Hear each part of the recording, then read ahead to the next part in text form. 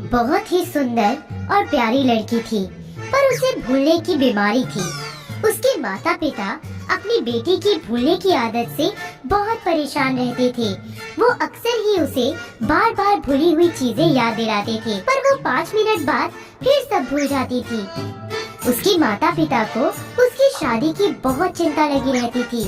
उसका बड़ा भाई जय उसके भुलक्कड़पन की वजह से उसे बेहद परेशान करता था।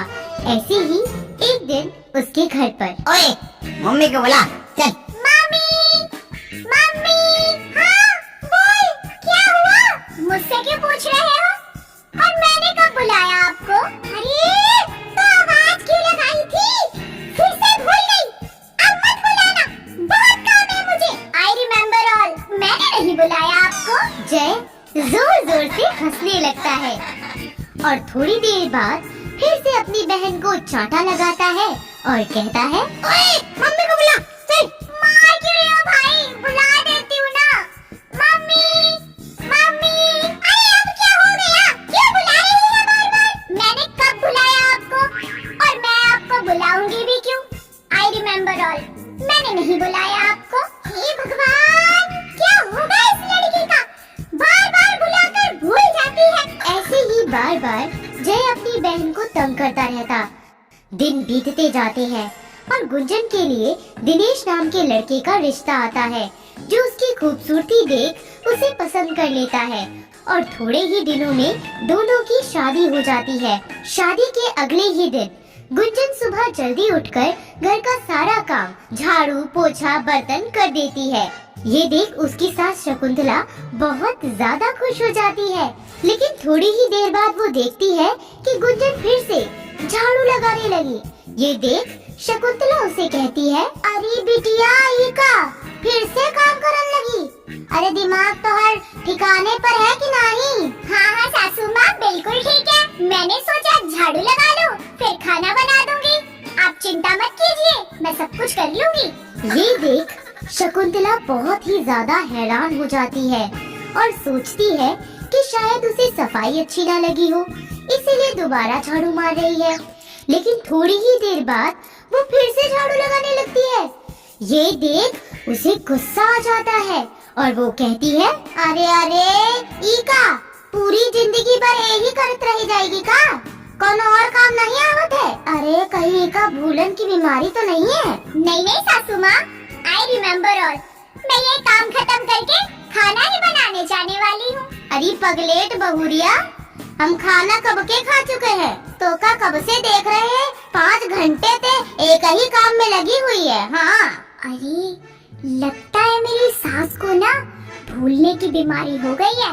पहले मुझे बार बार काम के लिए टोक रही थी और अब कह रही है कि हमने खाना भी खा लिया। शकुंतला ये सारी बातें अपनी बेटे दिनेश को बताती है। वो अपनी माँ की बात अनसुनी करके चला जाता है।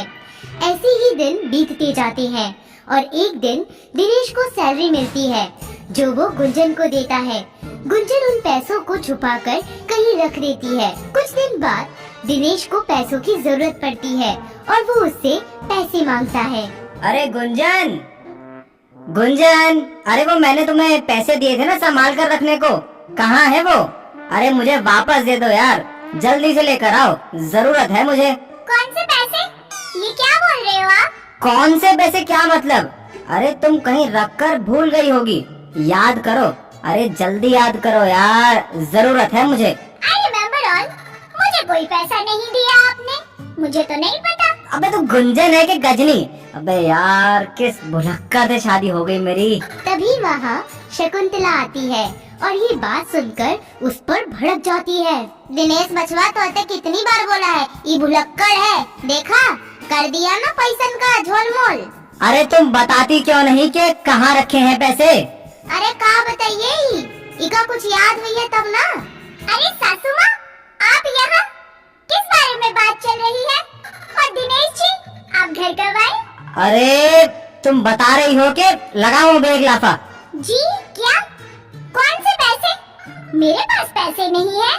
गुंजन, शकुंतला और दिनेश तीनों मिलके घर के हर कोने में पैसों को ढूंढने लग जाती हैं, लेकिन उन्हें पैसे नहीं मिलते और वो गुंजन पर गुस्से से तिलमिला उठती हैं और उसे घर से धक्के मार के निकाल देती है। लेकिन गुंजन फिर 5 मिनट बाद सब भूल जाती है कि उसे घर से निकाल दिया गया है और वो घर वापस चली आती है।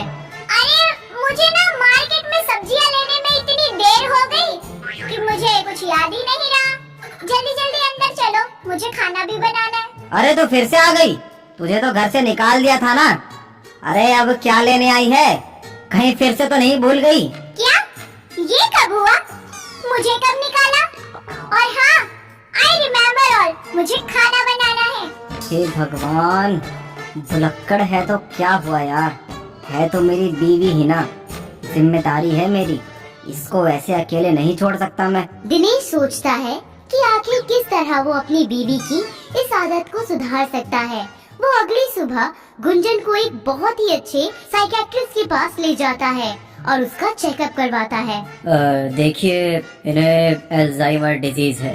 डॉक्टर साहब, ये क्या होता है? दिनेश जी, एक शॉर्ट टर्म मेमोरी लॉस बीमारी है जिसमें इंसान अक्सर दिन में की गई छोटी छोटी बातें अक्सर भूल जाता है। क्या डॉक्टर, ये बीमारी ठीक की जा सकती है क्या? मेडिकल में तो उसका इलाज नहीं है, लेकिन हाँ, हम कुछ फिजिकल एक्टिविटीज करके इसका थोड़ा बहुत इलाज कर सकते हैं। जैसे कि नोटबुक या नोट पेपर अपने पास रखना पड़ेगा, ताकि हम जो भी छोटी मोटी चीजें करते हैं, जिससे भी बात करते हैं, हम उसको लिखें और याद कर पाए।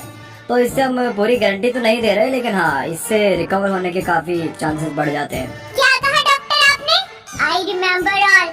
किसे कॉपी पेन दे रहे हो आप? ऐसे ही दिनेश एक कॉपी और पेन लेकर आता है और उसकी दिनचर्या को लिखकर घर में हर तरफ लगा देता है। देखो गुंजन, अब से तुम जो भी काम करोगी, जिससे भी बात करोगी, दिन भर में चाहे कुछ भी करोगी, उसे इस डायरी पे इस पेन से लिखते रहना। इससे तुम्हें याद रखने में आसानी होगी।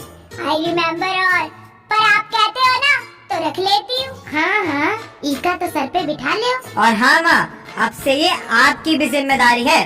अगर गुंजन कुछ भी गलती करती है तो आप उसका ख्याल रखोगे।